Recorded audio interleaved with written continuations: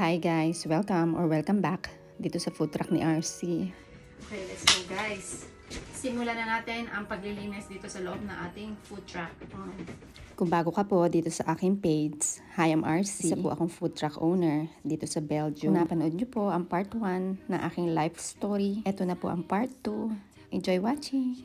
So syempre, mag-start po tayo from where we left off. Year 2000 in the Netherlands, kung saan baby po si Denise. Ayun na nga po, I was struggling being a first-time mother, living abroad. Hindi po naging madali para sa akin. At nasaksihan po iyon ng tatay ng aking anak. Kaya naman, he did everything on his power to grant me my wish. So pagpasok ng 2001, nag-alsabalutan po kami at nag-migrate back to the Philippines. Wala kayong idea at the age of 24 kung gaano ako kasaya noong mga panahon na yon. Si Rincy, ang partner ko that time, father ni Denise, he promised me na I'm going to live my life like a princess sa Pilipinas. At yun po ang ginawa niya. Inilipat niya po kami sa isang malapalasyong bahay sa may Ayala Alabang Village sa Muntinlupa.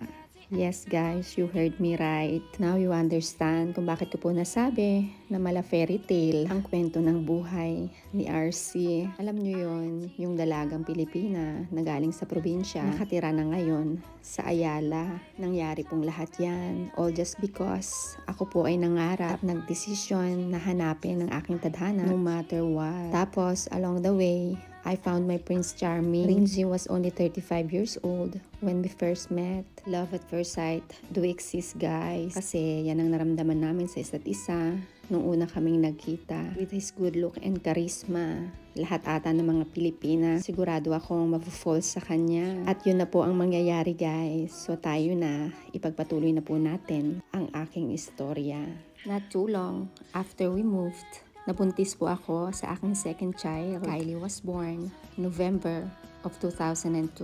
Noong mga panahon po na yon, meron po tayong batas sa Pilipinas na kailangan pong ikasal ang mga magulang para maisunod po ang pangalan ng bata sa ama. Kaya naman, 2 months bago ko pinanganak si Kylie, kami ni Rincy sa simbahan ng Ayala Alabang ikinasal. O diba guys, kung hindi pa pang MMK itong storya ko, ewan ko na lang. Pero ayun na nga, sadly, ang aking fairy tale with Rincy hindi nagkaroon ng good ending. Remember what I told you about his good looks and charisma? Yan ang gift na meron siya na nakasira sa aming pamilya. I was so broken that time kasi naman maliliit pa yung mga anak namin. Tapos ayun, our family is about to be broken. Pero like any other good parents, we did try our best to mend the broken pieces. Pero dala ng aking murang edad, si Rincy hindi ko na po napatawad. 2004, nag-decide na po kami maghiwalay for good. But it doesn't mean na maghihiwalay po kami as parents sa aming dalawang anak. Pagdating sa bagay na yon,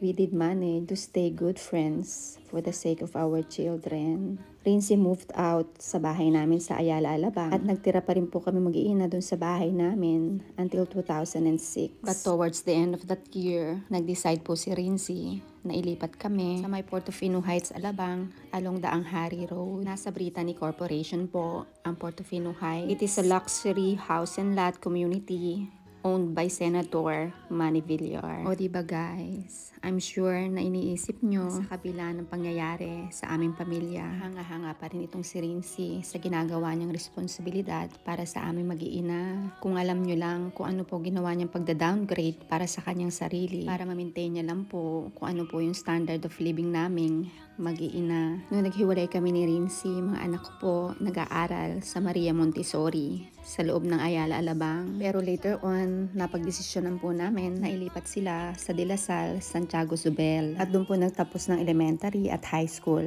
ang pareho namin mga anak. Well, anyway, move on po tayo sa 2007. 2007, I had this opportunity na mag-open ng restaurant. Noong mga panahon na yan, I was taking up interior design class sa Philippine School of Interior Design sa Makati. Dahilan, kaya nagdadalawang isip pa po ako kung papasukin ko ba ang mundo ng food industry. Gladly, ang passion ko po sa pagluluto ang nangibabaw. Kaya naman, ang FM2 KTV Bar and Restaurant was born. It was located sa may Dasmariñas, Cavite, For sure, gusto nyo itanong sa akin kung bakit FM Squared ang pangalan ng aking restaurant. Kasi naman, bakit naisipan kong pangalanan ng fruit of my mistake ang aking first ever venture sa aking pagpo-food business. Sobrang nakakatuwa guys. Lahat ng memories meron ako sa very short-lived na business ko na yan. Talagang nakakamangha. Bagay na gusto kong i-share sa inyo sa susunod na kwentuhan natin. Nang dahil dyan guys, meron pong karuktong. Ipagpatuloy po natin ang ating kwentuhan sa part 3. So ayan guys, malinis na naman ang ating food truck. Grabe, yes!